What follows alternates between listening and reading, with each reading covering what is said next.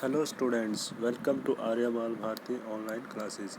मैं वीरमान आपका स्वागत करता हूं और हम पढ़ रहे हैं क्लास 10th का chapter sectors in of Indian economy.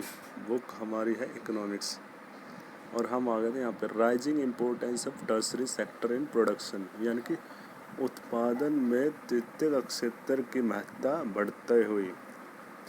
Over the 40 years between 1973 to 74 and 2013 to 14, while production in all the three sector has increased, हालांकि तीनों सेक्टर में ही प्रोडक्शन इंक्रीज हुआ, it has increase the most in the tertiary sector, लेकिन सबसे ज़्यादा जो increase हुआ है वो हुआ टर्सरी सेक्टर में। As a result, in the year 2013-14, the tertiary sector has emerged as the largest producing sector in the replacing the primary sector, जिसका परिणाम यह हुआ कि 2013-14 के ईयर में टर्सरी सेक्टर को क्या हो गया, उसका प्रोड्यूसिंग है ना सबसे ज़्यादा हो गया। और जो कि पहले भारत में प्राइमरी सेक्टर का यानी कि प्राथमिक क्षेत्र का होता था, अब किसका हो गया, टर्सरी यानी कि सर्विस सेक्टर का बढ़ गया। Why is the tertiary sector becoming so important in India? अब क्वेश्चन यही है कि जो ये टर्सरी सेक्टर है वो भारत में इतना ज़्यादा महत्वपूर्ण क्यों हो रहा है। And there could be several reasons, इसके लिए बहुत सारे रीजन्स हो सकते हैं। फर्स्ट है, in any country several services such as hospitals, educational institutions, post and telegraph services, police stations, courts, village administrative offices, municipal corporation, defense, transport, bank, insurance companies etcetera are required. तो हर country में ये सारी की सारी जो services यानी कि सेवाएं हैं उनकी आवश्यकता होती है, रिक्वायर्ड होती है। तो these can be considered as the basic services, और इनको माना जाता है ये क्या है, एक बेसिक सर्विस है। In the developing country the government has to take responsibility for the provision of these countries, और जो विकासशील देश है उसमें सरकार को ही इनकी रिस्पॉन्सिबिलिटी लेनी पड़ती है। Second, the development of agriculture and industry led to the development of services such as transport, trade, storage and the like as we have already seen. तो दूसरा यह है कि जब एग्रीकल्चर और इंडस्ट्री यानी कि प्राथमिक और द्वितीयक क्षेत्र में अगर विकास बढ़ेगा तो कुछ सेवाओं का भी उत्पादन होगा, जैसे कि ट्रांसपोर्ट का, परिवहन का, ट्रेड का, व्यापार का, स्टोरेज का। और तो ये सारी की सारी जो हमने पहले देखी भी हैं, तो इन सेवाओं का भी उत्पादन बढ़ेगा। Greater the development of primary and secondary sector more would be demand for such services. तो कहने का मतलब ये है दूसरे शब्दों में, यदि प्राइमरी और सेकेंडरी सेक्टर ज़्यादा बढ़ेगा तो हमें इस प्रकार की सेवाओं की आवश्यकता बहुत ज़्यादा बढ़ेगी। Third, the income level rise. Certain section of people start demanding many more services like eating out, tourism, shopping, private hospitals, private schools, professional trainings, etc.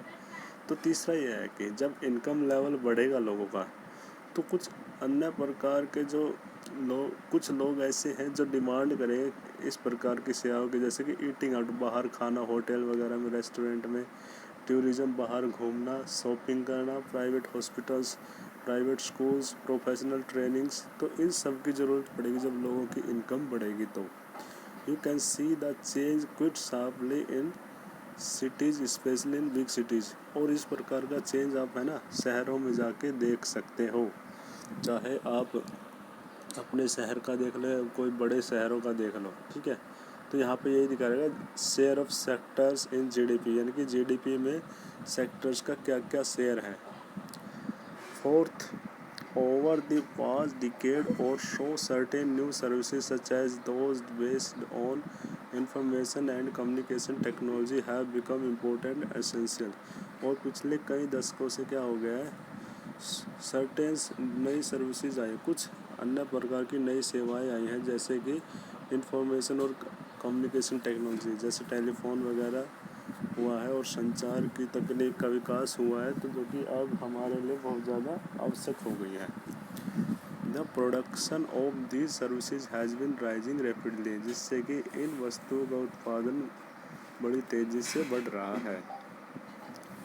In Chapter 4, we shall see example of these new services and reason for their expansion. अगले chapter में हम इनके बारे में पढ़ेंगे, इन सेवाओं के बारे में, ठीक है।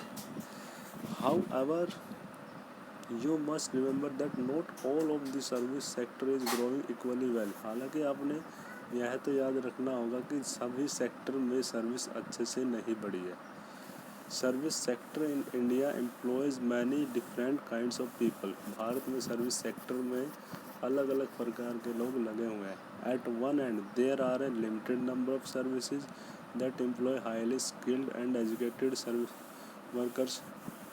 कई जगह भी तो ऐसा है कि वहाँ पे सर्विसेज तो लिमिटेड है और वहाँ पे लगे हुए हैं हाईली स्किल्ड यानी कि बहुत ज़्यादा कुशल और पढ़े लिखे वर्कर्स उसमें लगे हुए हैं। एट द अदर हैंड, वहीं दूसरी ओर, there are very large number of worker engage in services such as small shopkeeper, repair persons, transport persons etcetera. वहीं दूसरी ओर कुछ वर्कर ऐसे लगे हुए हैं जैसे कि छोटे दुकानदार, वो रिपेयर पर्सन यानी कि मिस्त्री वगैरह होते हैं, जो ट्रांसपोर्ट पर्सन है वो भी लगे हुए हैं।